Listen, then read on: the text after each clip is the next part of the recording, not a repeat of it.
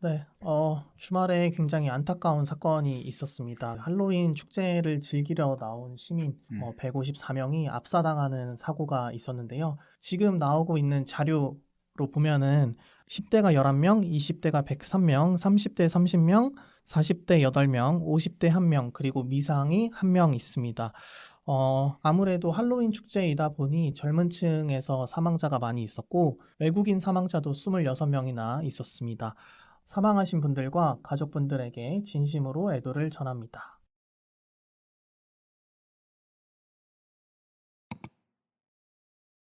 이번 사건을 두고 경찰 통제가 미흡했다라는 지적들이 많은데요. 그 부분 좀 설명을 해주실까요? 이번 헬로윈 대회를 맞아서 이태원 인근에 10만 명이 모일 거라는 경찰 측의 예상이 있었습니다. 사후에 그 계산한 게 아니라 사전에 경찰이 10만 명이 모일 거라고 예상을 했었거든요. 그런데 그에 비해 통제에 동원된 경찰은 137명. 음. 그 중에서도 누가 봐도 이제 경찰이라는 걸 알 수 있게끔 하는 그런 이제 유니폼을 입은 정복을 입은 경찰은 58명밖에 안 됐다라고 합니다. 그리고 이마저도 지금 안전 통제를 하기 위한 경찰이 아니라 뭐 범죄 집중 단속을 위한 네. 통제 인원이었다라고 해서 조금 더 통제가 미흡했다라는 이야기가 계속 나오고 있어요. 네, 그렇죠. 아무래도 그러니까 이 얘기가 자꾸 나오는 이유 중에 하나가 그동안 이태원에 항상 이 10월 말에 이 헬로윈 데이를 맞아서 굉장히 많은 사람들이 모였단 말이에요. 작년에도 모였고 뭐 재작년에도 모였고 2017년에는 무려 이제 20만 명이나 모였던 적도 있고요. 그랬는데도 당시에는 압사 사고가 한 명도 발생하지 않았었거든요. 과거에는. 왜 올해는 이런 말도 안 되는 압사 사고가 발생했는가 봤더니 과거와 다르게 이번에는 경찰이나 공무원들이 보행자들을 통제하거나 이동을 제한하는 그런 종류의 안전 통제가 전혀 이루어지지 않았다. 과거와 비교해서도 그런 게 좀 명확하게 드러나서 안타까움을 자아내고 있는 거죠. 지금 계속 그 2017년 때 모습이 나오잖아요. 왜냐면 그때 인파가 지금보다 2배 더 네, 많았었고 그죠.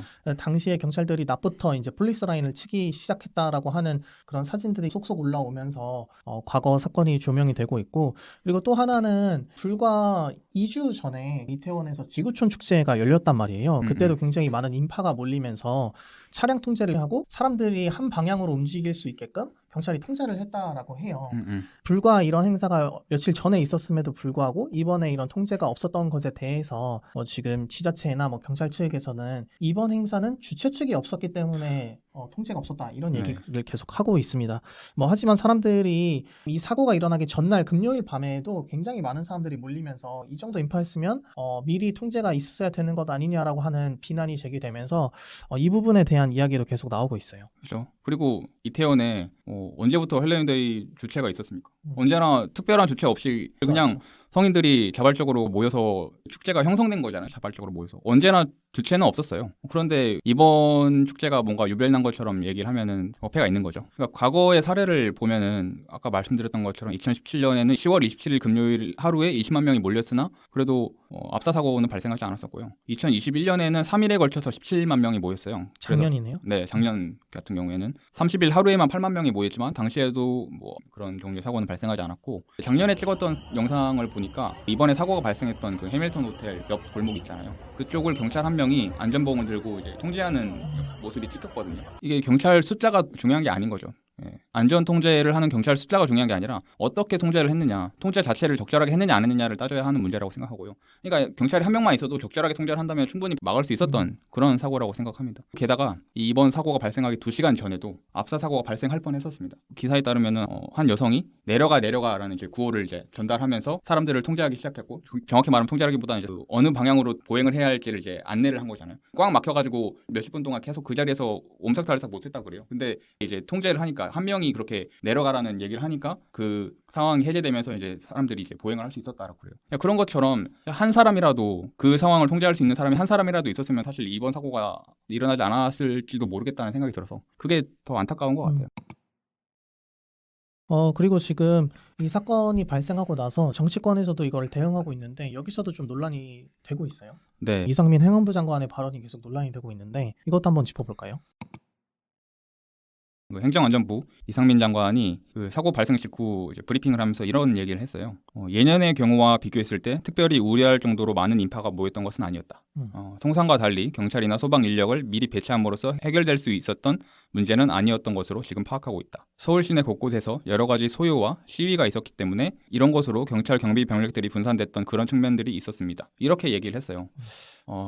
그러니까 사고의 책임을 완전히 회피하려는 발언들이잖아요. 네. 예년의 경우와 비교했을 때 특별히 의뢰할 정도로 많은 인파가 보였던 것은 아니었다. 이 말은 뭐 객관적으로 비교했을 때 틀린 표현은 아닐 수도 있어요. 근데 문제는 다음 발언이죠. 경찰이나 소방 인력을 미리 배치함으로써 해결될 수 있었던 문제는 아니었던 것으로 보인다. 아니죠. 그동안 안전사고가 발생하지 않았던 것은 경찰 또는 공무원들이 적절하게 안전 통제를 했기 때문에 발생하지 않았던 건데 이걸 그냥 무시해버리고, 이 말이 무슨 말이냐면은 자기 책임이 아니다, 경찰을 배치하지 않음으로써 발생한 게 아니라 경찰을 배치했더라도 어차피 발생할 사고였다 라는 거잖아요. 실제로 그런 사고가 발생했다 하더라도 행안부 장관이 이런 말을 하면은 적절하진 않죠. 이 네. 유족들 입장에서는 얼마나 이게 어처구니가 없겠습니까? 사실 지금 이 얘기를 했지만 지금 계속해서 나오고 있는 게 과거 통제했던 모습들이 계속 나오면서 그 그러니까요. 당시에는 사고가 일어나지 않았는데 이번에 왜 사고가 났냐라고 하면 사실 이 얘기밖에 할 수가 없거든요. 과거에는 경찰과 소방관들이 배치되어 있었고 올해는 적절하게 배치되었지 못했다라는 이 말밖에 할 수밖에 없어서 이거는 진짜로 책임을 회피하는 그런 발언에 불과한 것 같아요. 그죠. 게다가 이번엔 또 어마어마한 반발을 감수하면서까지 경찰국을 만들어 버렸잖아요. 그러면 100% 경찰은 이제 독립적인 기관이 아니라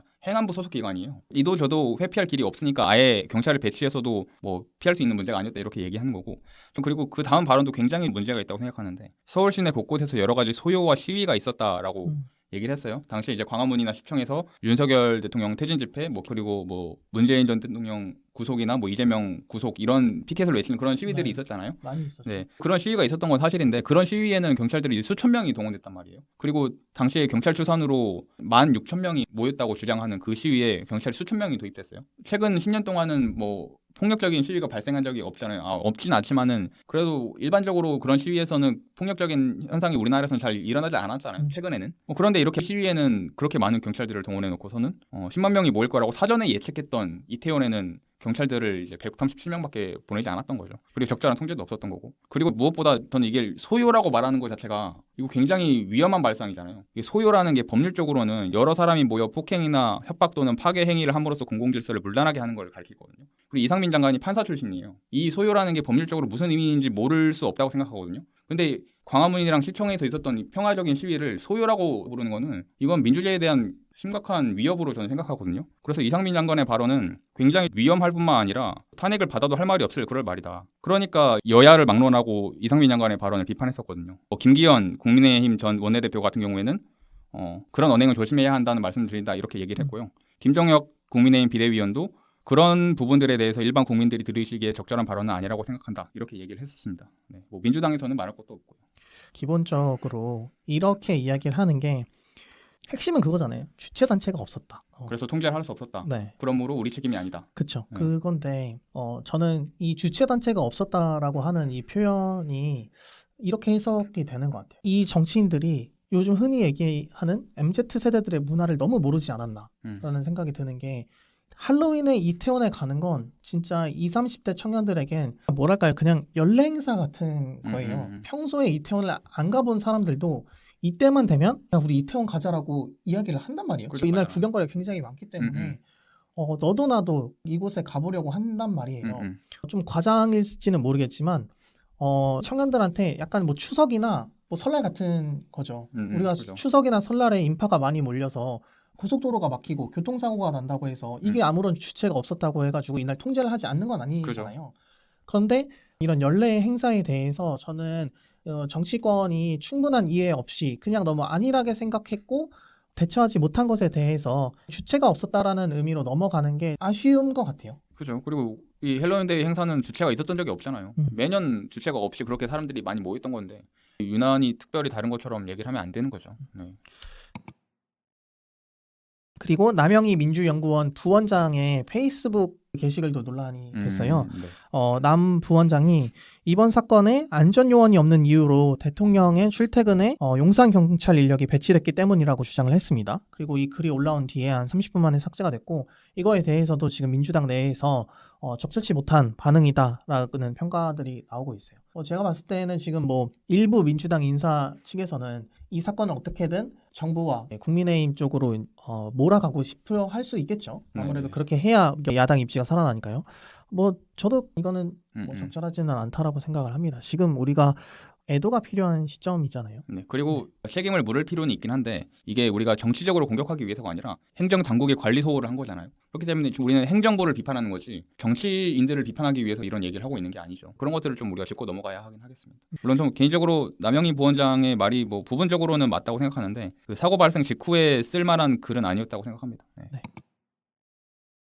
그리고 박희영 용산구청장에 대한 이야기도 좀 있어요. 이태원이 용산구에 있잖아요. 음. 그렇기 때문에 용산구청장인 박희영 구청장에게도 책임이 없을 수 없다고 생각하는데 그렇죠. SNS랑 자기 블로그까지 다 폐쇄해버렸습니다. 그리고 참사가 발생한 지 18시간이 지나서야 10월 30일 저녁 5시에 기자들에게 구청장 입장문을 보냈거든요. 입장문 내용을 보니까 뭐 지자체의 관리감독 책임에 대해서는 언급이 없고 뭐 사고 예방 실패에 대한 사과도 하나도 없었어요. 그래서 기자들이 이제 물었죠. 사과가 없던데 특별한 이유가 있냐? 그러니까 뭐 영혼 없는 사과보다는 정확히 어떤 사전 준비를 했고 실제로 잘 시행이 됐는지 파악하는 게 우선이라고 생각했다라고 얘기를 하면서 더 논란을 부추겼죠. 차라리 영혼 없는 사과를 하는 게 나을 수도 있다고 생각하거든요. 이 시점에서는. 그렇죠. 지금은 네. 네, 사과가 필요한 시점이죠. 그죠? 용산구청장이면은 이번 사건에 가장 직접적으로 관련이 된 책임자라고 생각을 하는데 그런 책임자 중에 한 명이라고 생각하는데 남일처럼 생각하는 것 같아서 좀 안타까웠고.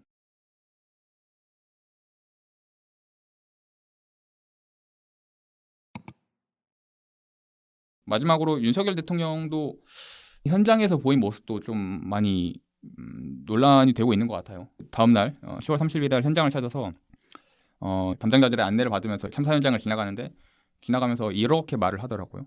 여기서 그렇게 많이 죽었단 말이지. 저는 이게 또 그때 8월 달에 있었던 그 폭우 피해 현장이 다시 떠오르더라고요. 그 참사가 발생한 집 창문을 바라보면서 사진을 찍던 그 모습이 떠올라가지고 좀 소름이 돋았는데 도대체 대본이 없으면 하는 말마다 다 왜 이렇게 천박한지 모르겠습니다. 네. 그리고 사진도 좀 이상한 그러니까 설정샷을 찍은 것 같은데 보시면은 다른 사람들이 이제 최대한 안 보이게 쭉 양쪽으로 정렬해 있고 그다음에 윤석열 대통령이 이제 사대질하는 사진이 이렇게 찍혔는데 그거를 이제 보도자료라고 내놓은 것도 좀 많이 좀 화가 나더라고요.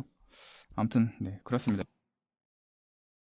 한편으로는 또 이번 사건을 정치적으로 이용하지 말라고 하는 그런 이야기도 되게 많이 나오더라고요.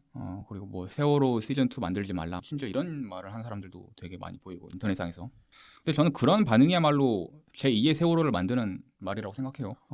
일상 속에 있는 모든 요소들이 다 정치와 밀접하게 관련이 있을 뿐만 아니라 넓은 의미의 정치라는 건 우리가 우리 사회에 있는 한정된 자원을 어떻게 적절적소에 배분할 것인가와도 관련된 문제이니까 이번 사태에서도 정치가 빠질 수는 없을 것 같긴 한데 어쨌거나 저는 이번 문제를 두고 정치적으로 이용하지 말라라는 말만큼이나 정치적인 말은 없다고 생각하고 그리고 또 주요 외신에서는 모두 이 한국의 행정당국의 이 관리 문제를 지적을 했어요. 워싱턴 포스트에서는 높은 군중 밀집도 예측하고 방지하는 프로세스가 필요하다. AP통신에서는 세월호 참사 지나고 공공안전 기준이 얼마나 개선됐는지 묻게 될 것. 뉴욕타임스에서는 장기간 홍보됐던 행사인데 인파 관리와 계획이 제대로 이루어졌는지 의문이다.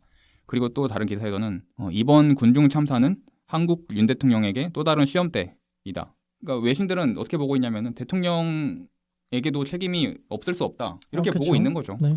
그러니까 정치적으로 이용하지 말라라고 하고 또 정치적으로 다루지 말라라고 얘기하는 것만큼이나 정치적인 얘기가 없다.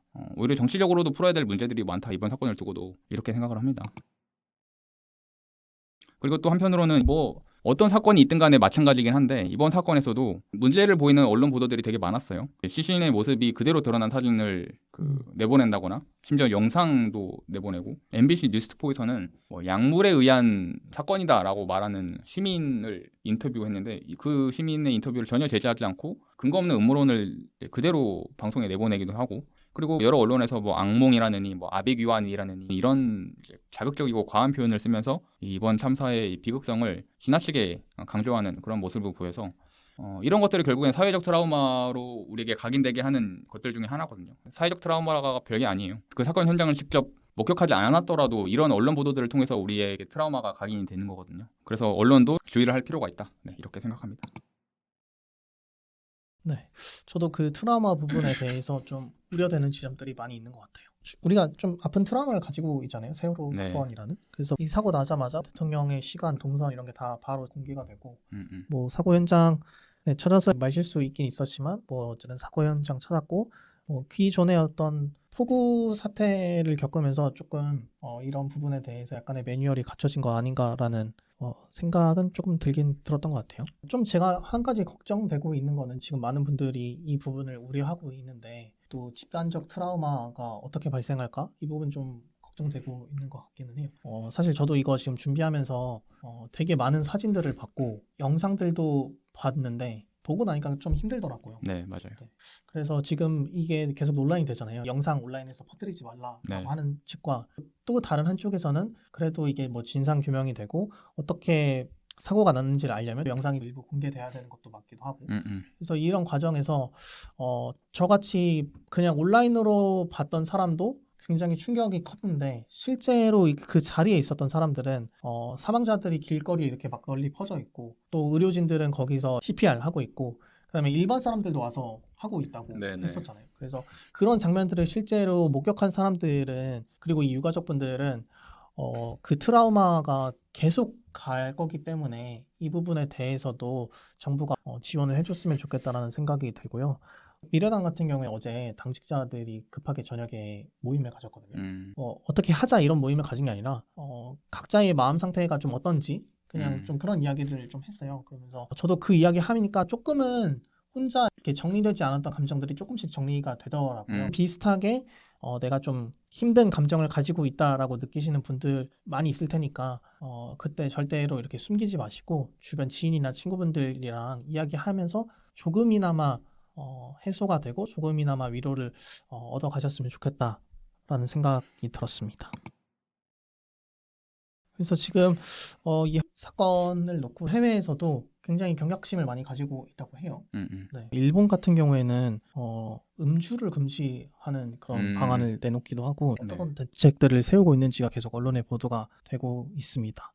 아무쪼록 가장 중요한 거는 사고가 나지 않도록 예방하는 것인데 이번 사고를 계기로 또 어떤 안전 대책들이 좀 마련이 될지 그런 대책들이 좀 지금 시급하지 않나. 이번 사건을 계기로 뭐 해외의 축제 사례를 많이 언급을 하더라고요. 그러면서 이제 우리와 무엇이 달랐나 비교를 하는데 사실 뭐 다른 나라 사례를 들 필요가 없습니다. 이미 과거에 우리나라도 잘 하고 있었어요. 근데 올해 갑자기 이렇게 제대로 된 관리를 하지 못한 거예요. 그러니까 과거의 우리랑 비교를 해야 돼요. 과거에는 더 많은 인파가 몰렸는데도 사고가 안 났는데 올해는 왜 이런 인파로도 사고가 났는가 이걸 따져봐야 하는 거죠. 그냥 우리가 과거에 잘 하던 것을 다시 하면 되는 건데 그게 지금 안 되고 있어서 되게 안타까운 거죠. 앞으로 또 다른 이런 참사가 발생할까 봐 저는 그게 너무나 무섭거든요. 다시는 이런 일이 발생하지 않도록 경찰의 인파 통제 매뉴얼이 좀 정착이 되어야 한다. 사실 꾸준히 해왔던 대로만 해도 되는 건데 갑자기 왜 올해는 그동안 해왔던 걸 안 했던 걸까? 그게 전 너무 안타깝고 그러니까 그동안 해왔던 대로 하면은 이번에 아무도 죽지 않고 재밌게 놀고 지나갔을 문제인데 아무튼 경찰은 이제 안전관리 매뉴얼을 이제 정착해야 되는 거고 행정당국은 책임을 통감하고 예방 대책이 미흡했음 그리고 관리가 소홀했음에 대해서 사과를 해야 한다고 생각하고요. 그리고 유사 사고가 재발하지 않도록 확실하게 약속을 해야 한다. 또 무엇보다 중요한 거는 이번 사건에서도 여김없이 보이는 것 같은데 자꾸 이제 개인의 잘못으로 몰아가려는 그런 이제 보도들이 많이 보여요. 그리고 그런 반응들도 있고 그쵸, 물론 뭐 개인의 잘못이 없을 수는 없겠죠. 뭐 뒤에서 밀라고 한 사람들이 뭐 잘못이 없다고 생각하지 않는데 근데 뒤에서 밀라고 한 사람들도 앞에서 사람들이 깔려 죽을 거라고는 생각을 못했을 거예요. 그래서 좀 그 사람들에게 비난의 화살을 돌려서는 이번 사고가 다시 일어나지 말란 법이 없다. 이번 사건의 본질은 안전관리가 제대로 되지 않았다는 거다. 이거에 초점을 맞춰야 되는 거고 그 사람들은 조금 더 부수적인 문제라고 생각을 해요. 그래서 개인의 책임으로 돌려서는 결국에는 이 구조적인 문제는 언제든지 재발하는 거거든요. 그래서 우리가 좀 사회 구조의 문제에 초점 맞춰야 하지 않을까? 네, 이렇게 생각합니다. 지금 비슷한 예로 특히 젊은이들을 향한 그러니까요. 비판들이 굉장히 많잖아요. 그러게 왜 거기 가서 놀았냐. 그놈의 헬로윈이 뭔데? 네, 뭐 그런 이야기들이 있는데 뭐 아까도 얘기했지만 저는 이 기성세대들이 젊은 세대들의 문화를 좀 이해해 줄 필요가 있다라고 생각을 합니다. 뭐 기성세대 입장에서는 헬로윈이 뭐 외국 문화고 뭐 외국 축제인 것처럼 보이겠지만 이미 우리들한테는 몇십 년 넘게 우리들만의 고유 문화처럼 온 거란 말이에요. 그래서 청년들이 즐기는 연례 행사이고 우리가 무슨 불꽃 축제 하면 가서 보는 것처럼 할로윈은 이태원 가는 게 청년들에게는 그냥 연례 축제 명절과 같은 거기 때문에 이런 부분에 대해서 좀 더 이해가 필요한 시점이다라는 생각이 들고요.